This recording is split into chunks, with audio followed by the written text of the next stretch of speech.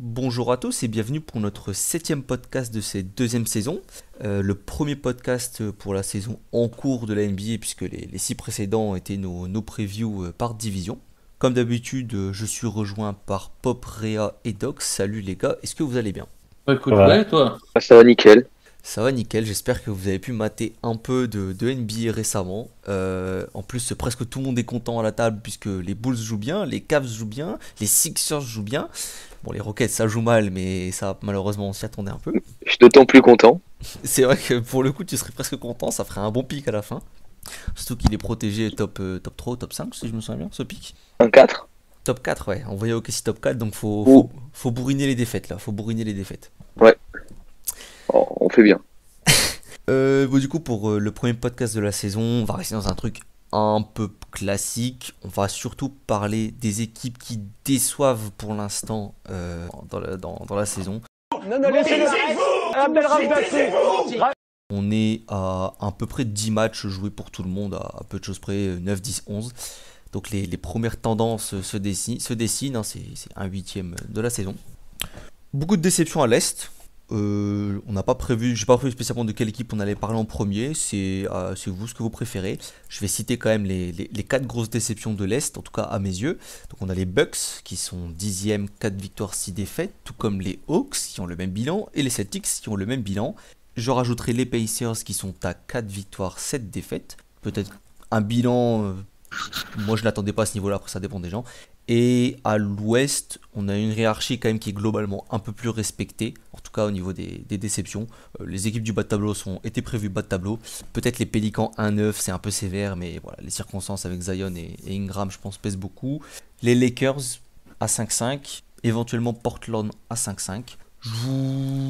Pour cette fois, je vous laisse la parole, je vous laisse le libre choix de quelle franchise vous voulez parler en premier, de quelle déception allons-nous parler en premier. Donc, commencer par les champions en titre. Vas-y, Réa, vas-y. Ouais, bah, c'était pas forcément pour parler le premier, mais bah. Non, mais on peut. C'est l'équipe qui a peut-être le plus de circonstances, je pense. Avec Jrue Holiday qui a loupé pas mal de matchs, avec Brook Lopez qui joue pas mal de matchs. Middleton qui a le Covid, si je me souviens bien aussi. Middleton, ouais, on n'a pas beaucoup vu non N'empêche plus. pas de gagner des matchs sur les protocoles Covid. Regarde aux Sixers, ça se passe très bien. Voilà, c'est tout pour moi. Toujours son pied. Aux Sixers, le groupe est peut-être plus homogène en termes de niveau qu'aux Bucks. Aux Bucks, t'as vraiment un big freak, là. Après, voilà, surtout que là, j'ai le classement sous les yeux, c'est surtout. D'ailleurs, t'as Boston qui est un peu dans le même truc, c'est surtout à domicile qui se prennent les pieds dans le tapis. Ouais. Maintenant, je m'inquiète pas parce qu'il y a quelques matchs où ça jouait pas mal. Je pense qu'une fois revenu au complet, une fois un Big Free de nouveau au complet, ça devrait dérouler assez facilement et remonter assez facilement dans le top 4. J'ai pas d'inquiétude majeure sur eux pour l'instant en tout cas. J'ai même envie de dire, on n'a toujours pas entendu parler du genou de Yanis alors qu'on avait peur que ça grince, donc c'est plutôt pas trop inquiétant pour eux. Ouais, même Yanis, là, je Et regarde. après, être à l'équilibre, après 10 matchs qui étaient quand même plutôt simples. Enfin, il y avait le 8, bon, qui se sont fait dynamiter par le 8. Hein, c'était un match compliqué. Brooklyn, c'était plutôt compliqué. Puis après, tu peux parler de New York. Mais enfin, c'était quand même des équipes. Il y a Détroit, Minnesota, Indiana, c'est des équipes qui patinent en ce début de saison. Et que tu es en droit d'espérer, quand tu es champion en titre, même sans Holiday principalement, que tu es en droit d'espérer dominer de la tête et des épaules. Je dis pas, après il y a peut-être aussi un petit peu de suffisance de leur côté, mais comme je pense que tout du moins en termes de régulière, ça va revenir dans le rang, pas dans le rang justement, ça va revenir à un bilan plus cohérent par rapport au talent des joueurs d'ici pas très très longtemps. J'ai pas l'impression qu'il force en plus, parce que je regarde là Yanis, c'est le joueur qui joue le plus là, il est qu'à 32 minutes, tout pile. Moi, même dans les défaites, on n'a pas l'impression que ça force spécifiquement pour gagner les matchs, hein. On est plus, alors qu'il y a eu pas mal de blessés, puisque Portis, Brook Lopez, il a joué un match, Portis vient à peine de revenir, Jrue Holiday, Chris Middleton. C'est pas pour autant que les minutes ont augmenté chez les autres joueurs. On est un peu dans la gestion, on attend les playoffs, je pense là, pour les Bucks. Ils sont champions de toute façon. Surprise. Ça, je sais, ouais, personnellement, c'est dans la preview, c'est justement, je les voyais pas faire une saison pied au plancher. De là à dire que je les imaginais même négatifs ou de 10 rencontres, pas jusque-là, mais c'est pas inquiétant en tout cas. Donc, s'ils en sont toujours là dans 10 matchs, là, il faudra peut-être commencer à s'inquiéter. Faut voir comment Brook Lopez et Middleton reviennent. Je sais pas, il est revenu déjà, Brook Lopez? Non, non, il est toujours out. Hein. Et ouais, c'est une fois qu'ils auront leurs 5 majeurs, ils font pas des petites séries de temps en temps, ça deviendra inquiétant, mais limite c'est le genre d'équipe si tu peux attendre le All-Star Game pour faire un bilan. Disons que ça peut être inquiétant pour le spot final en playoff et de pas avoir l'avantage du terrain contre Brooklyn, contre Miami. Ça Et peut il être faut énervant.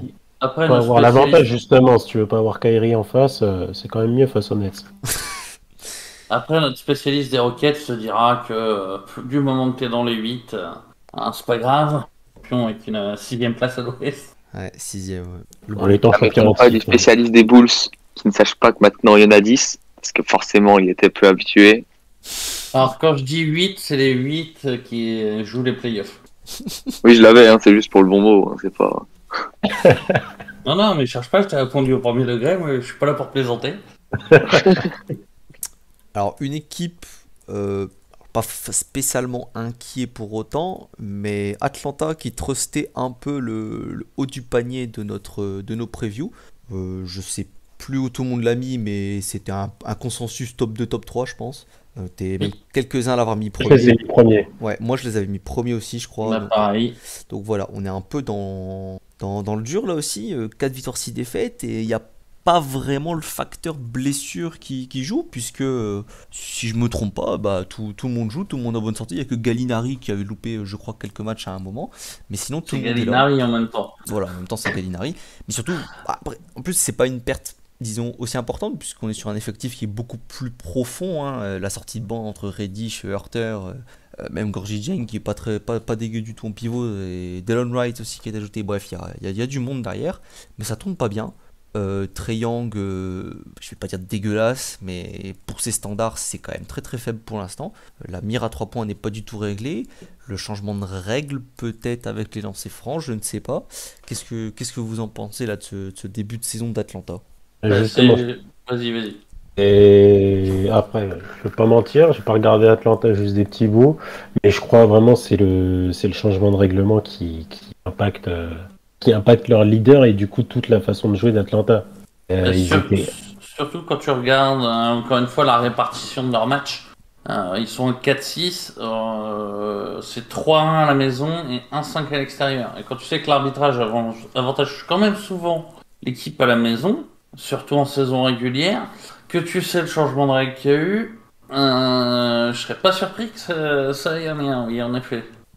C'est un autre facteur quand même, c'est le joueur qui a vraiment transformé Atlanta, notamment en étant l'encre défensive d'une équipe qui était un peu en mal de ce côté-là, c'est Clint Capella, qui depuis le début de saison ressemble plus à Bruno Fernando qu'au Clint Capella de l'an dernier. Hein. Que ce soit en attaque, en défense, il est quand même pas lancé standard en termes de dissuasion, notamment c'est surtout de ça que je parle, parce qu'en attaque, on est quand même sur des trucs qui sont assez variables, d'autant plus sur un faible échantillon, mais en défense, il est un peu hors du coup, je trouve un peu effacé, et ça pêche forcément quand t'as un peu de mal sur les extérieurs, qui est assez logique quand tu dois cacher Trae Young en fait. 26e défense hein, actuellement Atlanta, donc dans les bas-fonds. Et Capella, le truc c'est que alors, il avait commencé à être gêné physiquement à la fin de l'an passé, mais j'ai l'impression que ça s'est pas remis parce que alors je sais plus c'est quoi exactement, c'est touché au talon d'Achille, il me semble, Capella. C'est pas la voûte plantaire? Tendon d'Achille plutôt. Le tendon Alors, d'Achille. on peut le retrouver peut-être. Mais... Je crois que ça a un rapport avec l'Achille, si je me souviens bien, c'est heel. Ouais, en anglais c'est heel talon, donc c'est talon d'Achille. Enfin, il joue moins. Je crois qu'il avait loupé toute la pré-saison justement. Ils n'avaient pas voulu le faire jouer. Je pense qu'il n'est pas à 100% en fait encore maintenant. Et c'est peut-être pour ça que, comme tu dis, t'as plus l'impression qu'il joue comme Bruno Fernando que comme Clint Capella. Quoi. Il a Et aussi ça, par une contre, restriction de minutes. Je viens de voir ça, il a une restriction de minutes mais qui n'a pas été levée a priori. Ouais, après il en joue 28, c'est quand même plus ou moins dans la lignée de ses saisons précédentes. Ça n'a jamais été un joueur qui jouait 36 minutes par Oui, après match. ça. Mais par contre, tu vois, ça peut être inquiétant parce que c'est quand même le genre de blessure. si tu t'arrêtes pas complètement à un bon moment, tu les traînes toute la saison. Le truc, c'est que je sais pas de quand ça date parce que dès la pré-saison, cette blessure est arrivée. Et j'ai l'impression que c'est quelque chose qui date en fait déjà de l'an dernier quasiment. Et les playoffs. C'est les playoffs, on est Et, d'accord. ils en avaient parlé pendant la série face aux Sixers, je crois. Et Et j'étais- d'ailleurs, en parlant de blessure, je crois que Trae Young aussi avait un problème à l'épaule. Au-delà du problème pour les fautes, c'est aussi calamiteux à l'adresse. Peut-être Ah ouais. qu'il est un peu plus cassé que prévu. Ah bah 29% à 3 points, là, c'est catastrophique. C'est pas un shooter à 40%, mais 29, on est sur des bases très élevées. C'est plus un shooter à 35-36% de triangle, surtout pour son volume qui est assez élevé. Ça, et t'as une baisse de volume aussi. Moi, c'est DeAndre Hunter que je trouve vraiment décevant pour l'instant. Avant sa blessure, l'an dernier, je trouvais il avait commencé à faire un step-up assez conséquent en attaque. Et alors lui, pareil, hein, les lancers francs ont disparu. Je sais même pas s'il en prend un par match, je me souviens même pas. Il prend pas un seul lancer franc. Il reste correct au shoot, mais alors l'agressivité en attaque disparue. Pour un mec qui joue encore 30 minutes par match, pareil, décevant. C'est qui le lieutenant offensif? Est-ce que c'est encore John Collins? Parce que la marque est tellement distribuée que quand Trae Young, ton franchise player, ne shoot pas bien, ben il n'y a pas de lieutenant qui veut step up derrière et c'est fort embêtant quand même. Encore plus quand ta défense est 26ème de la ligue pour l'instant. Collins, hyper fort en attaque. Il est super efficace comme depuis quelques années, puisqu'il prend que des tirs à très haut pourcentage. Et il est réussi à très haut pourcentage, surtout c'est ça qui est important d'ailleurs. Mais cette année, il performe. Hein. Ouais, même à 3 points, sur son volume de 2-3 shoots, il est à 40% depuis quelques temps. Enfin, c'est un mec très propre, mais qui n'a pas beaucoup de touches en fait en attaque au final. Je dirais, on est à 16 points encore cette année. Il prend autant de tirs que Hunter, Bogdanovic, Cam Reddish. Enfin, quand Trae Young est en difficulté, il y a un moment, je pense que tu as besoin d'un second joueur qui va dire bah vas-y, ce soir-là, je prends la balle et c'est moi qui vais mettre un max de points parce que Trae Young, il est pas chaud. Probablement que quand Trae Young corrigera ses largesses au shoot, que Atlanta remontera, pas trop de doute pour ça. Maintenant, c'est que 10 matchs, mais c'est vrai que la métrique défensive est un peu inquiétante. 26ème, c'est quand même vraiment bas. Surtout que t'as joué des bonnes équipes, t'as joué aussi des équipes un peu nulles offensivement, t'es pas censé. Atlanta, j'ai surtout regardé les 2 premiers matchs, un peu moins les suivants. Ils avaient démonté Dallas en ouverture. Je me suis dit, putain, ça y est, c'est leur année, ils sont lancés.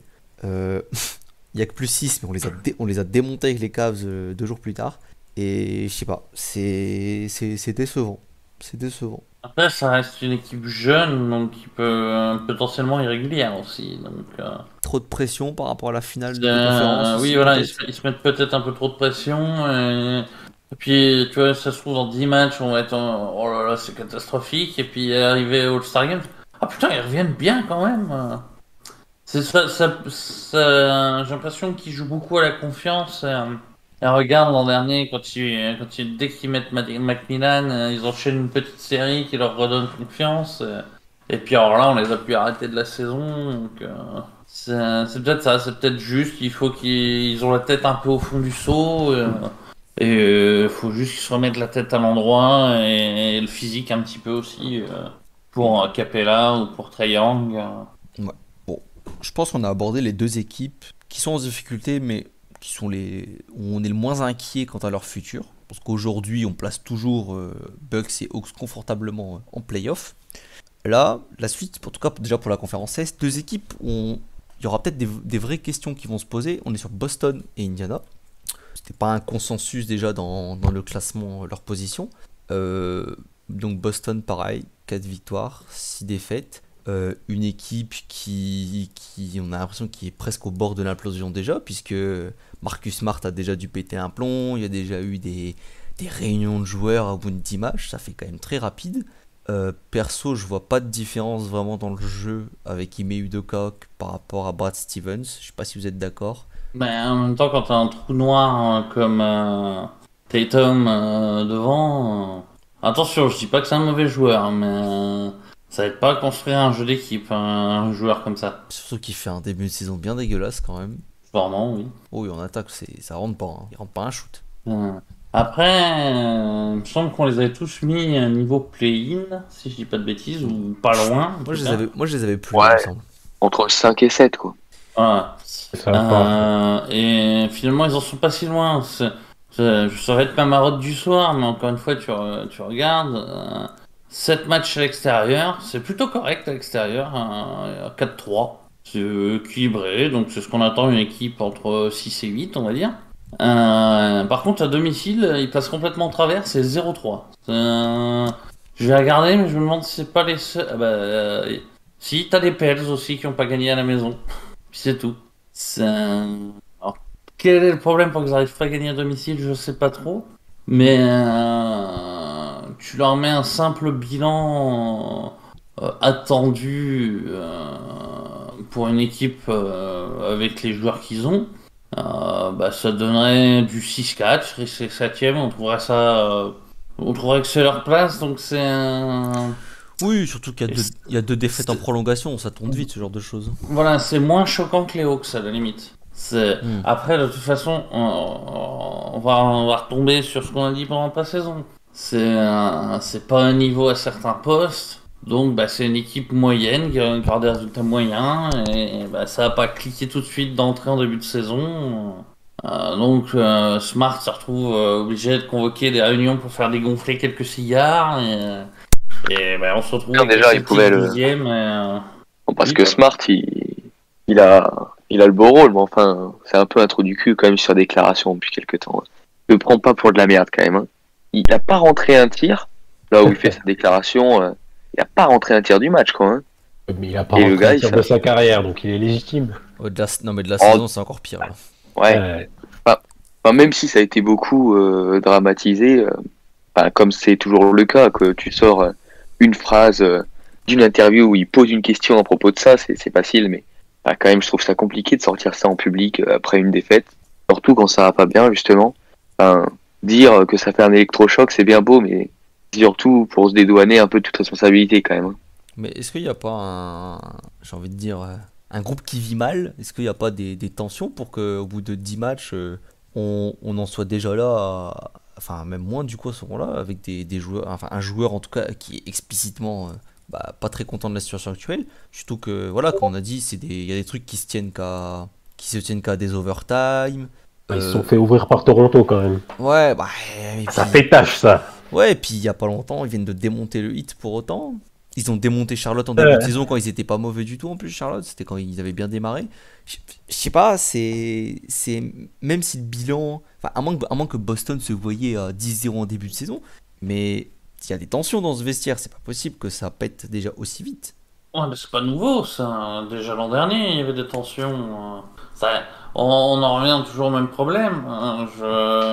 Vous allez finir par croire que je l'aime pas, mais c'est bien joli que Tatum se prenne pour le mal alpha, pour le futur MVP si tu veux. Ouais, non, t'es un All-Star, mec. Prouve déjà que tu peux monter plus loin avant de... le problème, c'est que Brown, qui lui ferme sa gueule, mais est très très bon, il doit aussi en avoir marre. D'où ce manque de jeu collectif. C'est un coup à toi, un coup à moi, parce que moi aussi je veux me montrer. Il est bien meilleur Stan et Brown en plus, hein, pour le coup. Pour l'instant.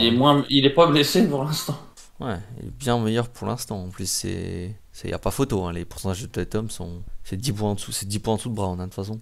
Mais voilà, il y en a un qui fait le beau et qui devrait pas se le permettre, et l'autre qui ferme sa gueule et qui bosse.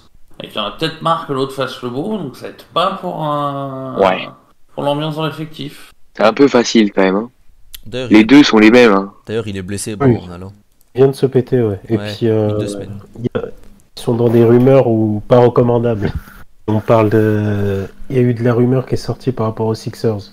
Oui. Ah oui. De toute façon, Brown, après Brown, il est dans toutes les rumeurs. C'est lui dont on doit prononcer le nom. C'est ça. Non mais Brown, il est dans toutes les rumeurs depuis 2 ans, franchement. Dès qu'il y a un joueur qui a à vendre, c'est Boston, Jaylen Brown. Quoi. C'est incroyable. À croire que personne veut Tatum. Alors que si je devais en vendre un des deux, ce serait Tatum. Ouais. Je me demande si aujourd'hui, je me demande vraiment si aujourd'hui pour les Celtics, il y a vraiment une hiérarchie dans qui je vends en premier. Hein. Et s'il y en a une, je me demande si c'est pas Tatum qui va commencer à être plus susceptible d'être vendu que Jaylen Brown. Hein. Ça serait le mieux pour les Celtics. Ni l'autre. Oui, je pense qu'à choisir, il va ni l'un ni l'autre. Non. Tatum, Enfin, il en devient sous-estimé, quoi. À force de taper dessus, Ben, j'ai l'impression que il prend 15 par match, donc oui, des fois ça fait 7. Et quel match où il a fait 7 sur 30? C'est en opening night, non? Ou pendant que Brown met 40 points contre les Knicks en overtime. Mais à côté de ça, il fait tellement de matchs où il est tellement propre, où tous ses jumpers rentrent que et t'en parles beaucoup moins quand c'est le cas. Hein. mais c'est pas pour lui taper dessus, c'est juste que aujourd'hui, est-ce que quand je regarde l'effectif, quand je regarde le salaire en plus des deux, est-ce que je préfère avoir Jaylen Brown ou est-ce que je préfère avoir Jason Tatum dans mon effectif? Sans dire que Tatum est mauvais, mais s'il y a un trade doit se faire, qui je garde aujourd'hui, je ne sais pas si je préférerais garder Jaylen Brown Jason Tatum plutôt que Jaylen Brown. Ça dépend de ce que tu vas chercher. Ça dépend. Ouais, après, évidemment. Mais si je vais chercher un joueur pour que ce soit le nouveau leader de mon équipe, je vais Tatum. Par contre, je vais chercher un joueur pour avoir un meilleur groupe, ben, c'est plutôt Brown que je vais jeter. J'ai Contre moins Simmons. de doutes. Contre Simmons, je lâche Brown. Au hasard. Hein. Et puis d'ailleurs, on n'en a pas. Je sais pas. Pas Il y a d'accord. un aspect où il faudrait en parler aussi, c'est au-delà de ça, le 5 de départ, c'est pas possible. Robert Williams à Ford, les mecs. Et ça a été essayé aux Sixers avec Embiid, et un peu plus qu'il est déjà, donc qui te permet des choses différentes. Si tu mets les deux, tu veux refaire du Ford catch and shoot. Après, Horford, lui, il est dedans. Hein. Il y a peu de choses à lui reprocher. Hein. Il fait vraiment un gros début de saison. Ouais, je le trouve bon aussi. Hein. Moi, je trouve qu'il est pas dans un rôle maximisé. Même c'est une de ses meilleures saisons en carrière. Même ses meilleures saisons en carrière, c'est toujours quand il a joué pivot. Que ce soit aux Hawks ou bien que ce soit aux Celtics. Ouais, mais Robert Williams, il va se péter de toute façon à un moment. Ouais, bah, ça réglera un petit peu le problème. Je sais pas pas où ils vont avec ça, mais du coup, ils font venir Josh Richardson, pour moi, c'était pour le mettre dans le 5, pour le mettre en sortie de banc, puisque c'est typiquement le joueur de complément. De temps en temps, il va rentrer ses tirs, mais t'es là, vas-y, essaye de défendre un petit peu, et puis jamais t'es trop libre en attaque, on te donnera la balle. Ouais, moi aussi, Il je n'est pas pensais en leader de ta... Enfin, en leader. Et comment il s'appelle C'est Schroeder, le leader. C'est Schroeder, le leader. Ouais. Ouais, non, mais moi aussi, je pensais qu'il serait titulaire et que Horford splitterait plutôt les minutes en pivot avec Robert Williams. Je pensais que ce serait ça aussi, honnêtement. Bon, après, ça reste. Après, il y a quand même un truc que j'aimerais rajouter sur les Celtics. Je ne préjuge pas, je ne présuppose pas du niveau d'entraîneur du Doka, mais est-ce que c'est un cadeau de donner à un coach débutant un groupe aussi miné, est-ce que là il n'aurait pas fallu prendre un coach justement expérimenté qui puisse dire à tout un tas de joueurs dans le groupe, voilà, toi arrête de te prendre pour ce que t'es pas, tu joues comme ça, toi tu joues comme ça, qui se fasse respecter. De la même manière qu'en foot, tu demanderais à un Mourinho de remettre à la place certains joueurs. Ouais, je sais pas. Ouais, Faut voir qui était dispo. Après, ouais, je trouve que il s'appelle Evans a été opportuniste ou a eu le nez creux, c'est selon.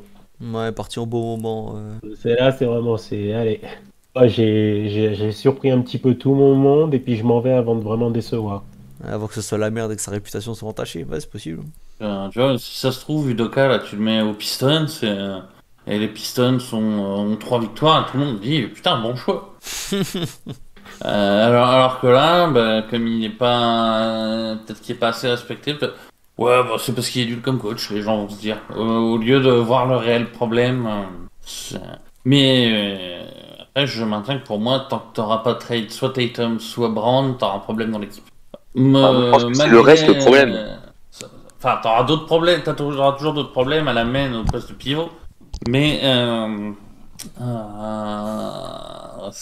mon avis, ça réglera pas mal des guéguerres d'ego du groupe. Bon, ouais. Il nous reste le temps d'aborder une équipe. Est-ce que vous préférez parler des Pacers ou préférez parler des Lakers pour finir? Ah, les bouzous, bling bling. Moi, j'irais sur les Lakers aussi. Hein. C'est à vous de voir, je vous laisse le choix. Lakers. Hein. Lakers. En vrai, on peut la faire rapide pour les Pacers. Il y a eu 2-3 blessures, et puis ils vont revenir plus tard. Voilà, Lakers. Ouais. Le cimetière à venir des Pacers comme d'habitude. C'est bon, oui, voilà. J'ai très envie de parler basket avec les Pacers, mais c'est quand même vachement plus drôle de parler des Lakers. Allez, parlons bling bling, parlons Lakers pour terminer. Voilà, 5-5, LeBron James qui est absent pour l'instant. Injury prone. Injury prone, bien sûr. Non mais quelle idée, franchement, le mec il loupe 30 matchs par an quoi. Westbrook qui nous a fait du classique Westbrook la nuit dernière en plus. Hein. On est le 8 octobre et il vient de nous sortir une masterclass à 1/13. Anthony Davis. Anthony Davis Chez moi on appelle ça une disaster class. Mais... Ouais, mais c'est plus marrant, c'est classique Westbrook. Une masterclass de Westbrick. Une disaster class de Westbrook. Mais t'as pas un commentateur d'ailleurs qui l'a appelé Westbrick il y a pas longtemps? Si, c'était. Putain, je l'ai vu passer en plus. C'était pas Derek Fisher qui l'avait dit? C'est bien possible. Je crois que c'est Derek Fisher qui a appelé Westbrick. Anthony Davis qui a eu la chiasse il y a pas longtemps aussi. Bon. Eddie plus concentré cette année quand même. Il a l'air de vouloir jouer même avec les petites pépins habituels. Je trouve quand même assez costaud. Mais voilà, Lakers 5-5. Bon. Est-ce que je veux dire que je suis surpris? Absolument pas, parce que c'est exactement ce que j'avais dit, perso. C'est-à-dire que ça allait mal commencer. Qu'après 20 matchs, ils seraient à peine en positif et qu'on serait là à dire oh, les Lakers, ça marche pas. Après, c'est vrai que ça marche vraiment pas pour l'instant. Qu'est-ce que vous en pensez? Ça va finir par se mettre en place. C'est en fait ce qui est positif dans ce début de saison des Lakers. C'est, je pense qu'à peu près nous tous, on a éventuellement sur Westbrook, mais on n'a pas de doute sur les hommes forts, sur leur capacité à être performants plus tard dans la saison. Intéressant en revanche, c'est des role-players notamment qui a surpris tout le monde. C'est ta Melo qui... Attends, c'est Melo là ou je sais pas quel joueur? Là, Melo il fait plaisir. C'est son cousin, c'est pas possible. C'est vraiment... Ouais, c'en est presque choquant, t'es là, mais c'est quelque chose que plus personne attendait, franchement, même les plus optimistes, et ben ça arrive enfin. Melo qui devient un role-player. Non, après, c'est méchant. Il avait déjà commencé sa transformation dans Team USA et puis avec Portland. Ouais. Mais le voir réitéré, franchement, je suis agréablement surpris. Disons que c'est peut-être aussi qu'il y a LeBron à côté qui lui a fait comprendre que c'était ça où il verrait pas le terrain. Ouais, mais avec toutes les blessures, enfin avec les blessures et tout, il aurait pu faire un peu plus le foufou, on va dire, et je sais pas, retrouver son jeu un peu d'avant, se prendre au jeu avec tous les mecs devant lui. Parce que là, il joue beaucoup Melo, hein, toutes les blessures devant lui. Mais même par rapport à ça, très surpris de la manière à laquelle il embrasse complètement son rôle de role player, presque de catch and shooter exclusif quasiment. Il pose pas un dribble Melo, et ça franchement c'est incroyable. Le futur 6e homme de l'année. Je pense... Ou alors peut-être qu'il s'est dit bon maintenant j'ai 37 berges, c'est le moment de faire le ring chaser. Non, je pense que c'est parce qu'il a la pression de ses coups, c'est par rapport à ça, c'est pour ça qu'il est sérieux. Ah ouais, c'est vrai, j'avais pas pensé à ça. Après voilà, je pense que globalement aucun de nous n'est surpris qu'ils en soient là, et aucun de nous ne sera surpris qu'ils soient plus haut à la fin de la saison, sauf catastrophe industrielle. Par contre, je pense que clairement les quelques moments avec les trois stars sur le terrain en même temps, en quelques matchs, nous ont montré qu'en play-off, ça risque d'être beaucoup plus catastrophique que ce qu'on pensait. Moi, je maintiens que Westbrook ne doit pas finir les matchs. Pour l'instant, c'est pas bon. Je sais pas s'il doit pas les finir, mais faut pas que les trois finissent en même temps déjà, ça c'est sûr. Ouais, Westbrook, il l'a montré contre OKC il y a quelques jours, faut pas qu'il les finisse. Hein. Faut pas qu'il les finisse. Mais ça arrivera jamais. Franchement, si Vogel fait ça, mais respect, mec. Hein. Je le vois pas faire ça. Hein. Vogel fait starter DeAndre Jordan. Hein. Ouais, Vogel, il fait starter DeAndre Jordan déjà. Après il joue 15 minutes par match. Oui, voilà, ça va. Ah, mais 15 avec LeBron, Davis et Westbrook, c'est ça le problème. C'est vrai que c'est quand même drôle ça. Disons que je vois bien les Lakers monter 3-4e, se fader les Grizzlies ou un truc comme ça au premier tour, et puis gentleman sweep, merci, au revoir. Mais non. Qui prend le gentleman sweep? Les Lakers? Ah oui. Non, je pense pas. Voilà. Je pense qu'en plus là, je regarde un peu, je les croyais plus mauvais que ça, mais je vois 13e défense, c'est l'attaque qui tourne pas. Donc l'attaque elle tourne pas parce que Westbrook n'est pas bien intégré. Westbrook, tout le temps quand il est dans une nouvelle équipe, ça rame pendant des mois parce que faut le temps que l'équipe s'adapte à son jeu. Hein. C'est pas lui qui fait l'inverse, bien évidemment, malgré ce qu'il peut dire. Mais puis il y a vraiment beaucoup de blessés quand même dans cette équipe. Enfin, offensivement, il y a 4 joueurs là. Hein. Et encore 3 parce que LeBron est blessé maintenant. Mais ils sont 3 les mecs à jouer en attaque. Hein. Ils sont 3. Je sais que la stat vaut ce qu'elle vaut, mais les rares matchs qu'ils ont joué tous les 3, regarde les plus-minus quand ils sont ensemble. C'est une catastrophe. Je me semble pas qu'ensemble ce soit si mauvais. Je crois que c'est surtout quand. Enfin, je me souviens quand j'en avais parlé une fois, par exemple le match catastrophe là où ils avaient perdu, c'était quand il y avait Westbrook, Rondo et je sais plus qui, il y avait Melo aligné en même temps, que ça avait été dramatique. Après, évidemment que les trois en même temps, ça va pas non plus être incroyable dès le début. Enfin, ton quatrième meilleur scoreur, franchement je vais pas chercher loin, ton quatrième meilleur scoreur c'est Malik Monk avec 6,7 points par match. Ah, je sais pas. Mais c'est pour ça que je te dis que je pense qu'ils vont remonter 3-4e sans trop de problèmes. Comment ça, Mais, quatrième? Bah, sans LeBron actuellement qui est blessé, tu vois. Là, Ah, d'accord, ok. là, LeBron ok. est blessé, ton quatrième. Ah, ouais, c'est bizarre. Oui, non, c'est parce qu'il a loupé la moitié des matchs de la saison pour l'instant. Techniquement, c'est Sekou. Soyons précis. Il a fait un match à 10 points hier. Techniquement, c'est Sekou en Avant-hier. plus. mais je dis, moi, ça m'inquiète vraiment. En playoff, les défenses vont se resserrer. Si, ça va être chiant en playoff, c'est sûr. Mais c'est pour ça que je te disais que pour moi en playoff, alors j'ai peut-être exagéré avec mon gentleman sweep, mais une équipe qui se bat comme les Grizzlies en face aurait toutes ses chances dès le premier tour. Moi, je pense que ça dépend juste du bilan de santé de Eddie et LeBron, tout ça. Ouais. Et puis t'as aussi une composante que pour le coup on n'y croyait pas avant le début de la saison, mais là c'est en playoff, ça devient viable de te dire, bah en fait t'as Melo qui est en rôle de 3&D poste 3 ou 4. Ça rajoute quand même pas mal de profondeur à l'effectif entre guillemets. Puis en playoff, je pense que c'est là qu'on verra Eddie jouer beaucoup en 5. Ça, Genre, avec Melo qui montre qu'il joue bien, un futur 5 Westbrook, je sais pas, Ellington, Kendrick Nunn, n'importe, avec à côté LeBron, Melo, AD. Franchement, ça fait un front de courte pas dégueu. Hein. Et ça fait un truc où Westbrook peut potentiellement s'amuser s'il s'est acclimaté d'ici là en plus. ça en plus, c'est pour le coup, c'est Westbrook, c'est à peu près viable. Même si je préfère avoir la balle dans les mains de LeBron. Comme tout le monde. À voir, mais je sais pas, moi ça m'a vraiment pas rassuré. Écoute, de toute façon, c'est comme c'est les Lakers, on fera un bilan bimensuel tous les 15 jours. Voilà. Petite section Lakers aux nouvelles. Voilà. Pendant ce temps-là, à Los Angeles. Allez, moi je clôt cette première partie, j'entame la deuxième, le quickfire. I'm fast as fuck, boy. Still fast as fuck, boy. Come get some.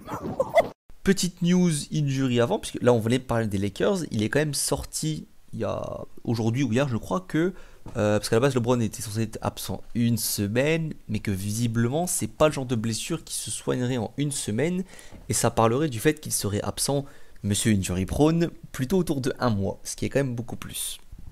Ben, on va finir par croire qu'il était sérieux l'an dernier quand il disait vous ne me verrez plus jamais à 100%. Ça a été un cyborg toute sa carrière, mais au bout d'un moment, il faut accepter le fait qu'aujourd'hui, c'est un mec qui va louper plein de matchs. Ça, Oui, c'est plus le même cyborg qu'avant. Et je pense surtout que sa blessure à la cheville était bien plus grave que ce qu'on veut nous faire croire. Et ben en plus, je crois que c'est genre le deuxième match de la saison où je sais plus c'est quelle action, mais il se refait un peu mal à la cheville, la même où il était blessé l'année dernière, et il avait loupé le back-to-back après qui était OKC Spurs, je crois, à cause de cette cheville. Donc ouais, clairement, elle est pas, je crois même pas qu'elle soit encore à 100% en fait. Il a plus 25 ans, hein, ça part plus en 3 semaines, hein, c'est fini. Hein. Puis, est-ce que le faire reprendre l'an dernier pour sauver le soldat Lakers, pas fragiliser définitivement, enfin pour très longtemps sa cheville? Je sais pas. Après, ils n'avaient pas le choix. Enfin, c'était un pari à prendre. Oui, c'est les playoffs. Et je pense que de toute façon, il aurait pété un câble pour jouer et il aurait dit je m'en bats les couilles. Ça. Tu dis pas non à LeBron James, je pense. Après, vous savez aussi comment je suis assez conservateur sur les blessures. Hein. Oui, On m'aurait écouté, on n'aurait pas fait jouer Yanis en finale. voilà. Regardez-le. J'ai pris 3 joueurs, je les mets dans le même sac. Pour la deuxième petite info, on va dire. J'ai Cole Anthony, Tyler Hero et Miles Bridges. 3 joueurs qui, bon, je vais pas faire état de leur moyenne, mais bon, on est sur du 20 points par match, quelques rebonds, quelques passes, voilà. 3 joueurs qui font... Noirci. Hein? Ça noircit la feuille. Ça noircit bien la feuille. Tyler Hero, d'ailleurs, tu parlais de 6e homme de l'année. Je pense qu'il est en train de cavaler en tête pour l'instant. Oui. Il est en train de Après, le problème, c'est est-ce qu'il va pas se mettre à être dans le 5? Bon, C'est la C'est seule possible. question pour lui. c'est possible. Est-ce que vous croyez que là, ces 3 joueurs que j'ai listés, est-ce qu'il y a des mecs, c'est durable là? Est-ce qu'il y a du feu de paille? Est-ce que... Je ne sais pas. La bonne contracteur. La bonne contracture pour certains là. Ah ouais. Bridges, à mon avis, ça va retomber dans la foulée. C'est le seul à y être, de toute façon, contre Kier. Ah ouais. Ouais, Tyler Hero, je Ouais. crois que c'est l'an prochain. Ouais. Ouais, c'est ça. Je croyais 2019. que Hero aussi. Ok, Sa autant pour troisième moi. saison, c'est l'an prochain. Ouais, Miles Bridges, là en plus, il avait un peu profité de l'absence de Rosier, je pense, quand même aussi. Et aussi Oui, c'est c'est quelque ça. chose. PJ Washington aussi. Après, Tyler Hero, c'est pas la première fois non plus qu'il monte des trucs. Hein. Bah, je pense que c'est tenable, Tyler Hero, en vrai. Hein. On se foutait de sa gueule quand il a dit bon, Seul, hein. si ça, je suis aussi fort. Mais alors, évidemment, il est On pas peut aussi toujours, fort. hein. Mais, je pense qu'on a un peu sous-estimé son. Enfin, lui se surestime, mais je pense qu'on, par rapport à sa saison dernière, on est pas mal à l'avoir sous-estimé. Et c'est de payer sa fiole gratuitement après sa sortie, mais Surtout, moi je serais pas du tout choqué de le voir à 20 points toute la saison. Hein. bah, surtout que Je le banc. comprends pas pourquoi on dit sous-estimé. Il a fait une saison l'an dernier qui était en deçà des attentes. On a dit que c'était en deçà des attentes. Cette année, il les excède. On dit que c'est le cas. Je sais pas pourquoi faut tout le temps en dire qu'un joueur a été sur ou sous-estimé. Il a été estimé à la valeur à laquelle il a joué. Oui, non. Comment dire ça C'est les déclats, c'est parce qu'il a parlé de Triangle, il a parlé de Doncic. Voilà. C'est Tout le monde s'est foutu de sa gueule. par rapport à sa déclat. Tout le monde s'est foutu de sa Je gueule. pense qu'on le voyait un peu plus bas. Lui, il se voyait plus haut. Et finalement, il est un peu entre les deux. C'est pour ça que je disais, lui, c'est peut-être surestimé. Nous, on l'a peut-être En fait- un peu sous-estimé. Ça veut pas dire qu'on pensait tous que c'était un nul ou. Non, mais je comprends ce que tu veux dire, c'est parce que avec ses déclats, tu te fous de sa gueule. Il dit, gros, t'as pas le niveau. Mais il a certes toujours pas le niveau, mais ça fait moins gros connard qui a juste un gros boulard et qui a un gros bide en fait en NBA. Puisque c'est pas le premier à avoir un gros boulard et est un gros nul sur le parquet. Ah putain, 21 points là, 6 rebonds, 4 passes, des pourcentages quand même plutôt élevés. En plus, le banc de Miami, c'est le désert. Hein, donc le mec, les tickets de shoot, il va les avoir très longtemps. Et c'est même pas celui qui me surprend le plus. Moi, c'est Cole Anthony qui me surprend le plus, hein, franchement. Parce que, certes, ça a toujours été un talent offensif. En tout cas, c'est un mec qui va chercher les paniers, comme on dit. Mais 41% à 3 points sur 8 tentatives, c'est. Déjà, c'est le double des tentatives l'an dernier et il était à 34%. Et je sais pas si c'est tenable, si c'est legit, si c'est juste un coup de chauffe là sur le mois de novembre. Et il est chaud, il est fort là, je suis vraiment surpris. Hein. Après, c'est le genre de joueur qui peut, hein, vu son volume de jumper, C'est ça, c'est le genre de notamment joueur à qui 3 points. C'est le genre de. Enfin, c'est comme qu'on a parlé de Jordan Poole l'an dernier. Il prenait 6-3 points pendant une période et qui en mettait 50%. Bah oui, forcément, t'exploses à ce moment-là. Mais c'est pas vraiment, comment dire, pérenne. Ah bah il joue bien Jordan Poole cette année, ça va. Oui, mais c'est plus le même style. Oui. Ouais, non, Il est quand même un peu plus all-around que quand il était. Parce que quand il est sorti de la draft, il a été drafté en fin de premier tour par les Warriors. Ouais. C'était un shooter sans trop de choses à côté. Hein. C'est un shooter, ouais. Bon, ça reste surtout un shooter, hein, quand même aujourd'hui. Ouais, un shooter un peu smooth quand même, tu vois, il a des moves. Il a quelques moves, ouais, il a travaillé, quoi, clairement. Je leur souhaite bonne chance à ces 3 joueurs. Petit quiz, le retour des quiz NBA. Quelle mer fermée de l'Asie occidentale est bordée par la Jordanie et par Israël? C'est la mer Noire. Comme d'habitude, je tape tout le monde. On verra. 5 questions. Ça va être les gros ratés de la NBA, puisqu'on parlait des mauvais démarrages, là on va parler des gros ratés au global. Donc je vous le dis, ça va lâcher de la super team qui a été nulle à chier. En tout cas décevante. 15-2004. Donc vous voyez, voilà, C'est pas vous voyez déjà un peu le tableau des équipes. Hein. Il y a au moins 2 qui viennent en tête, voire 3. 2019. Ça voilà. Est-ce que vous êtes prêts? Allez, c'est parti. Allez. La première question, c'est vraiment la plus dure. Je vous le dis tout de suite. Donc tu parlais de ces Lakers de 2003-2004. Donc les finales de 2004 disputées contre les Pistons. Nous avions bien évidemment Shaquille O'Neal, Kobe Bryant, Gary Payton, Karl Malone qui formaient le 5 de départ. Mais qui était ce 5e membre pour les Lakers? Derek Fisher. Non, ce n'est pas Derek Fisher. Ronnie Williams. Non. Ah, je vous le dis, elle est dure. C'est vrai que j'aurais dit Derek Fisher, moi aussi. Mais... Derek Fisher sortait du banc. C'est un ailier que nous recherchons. C'est plus un forward, ouais. Luke Walton. Non, c'est un forward qui est vraiment pas bien connu, drafté aux Lakers en 99, premier tour. Fin de premier tour évidemment. Rick Fox. Non, c'est Non, 93 Rick Fox. Non. ah, je vous le dis, on est sur un mec encore moins connu. Ah, là, c'est un peu du si tu le sais, si tu le sais pas, tu trouveras pas. C'est 11 saisons NBA, retraite en 2010, Lakers pendant 7 ans, Dallas pendant 3 ans, Warriors pendant 1 an. Très dur. Ouais, je vous la lance. Je me doutais, hein, parce que même moi quand je l'ai vu, j'ai fait ah tiens, c'était lui. C'était Divian George. Ah ouais. Voilà, on est sur du sacré random de la NBA qui était le starter autour de ce Big Four que tout le monde connaît et qui n'a pas gagné le titre cette année-là. Voilà. Ah merde, genre, j'étais persuadé que c'était Walton, moi. Ah non. Moi, je pensais que c'était Rick Fox.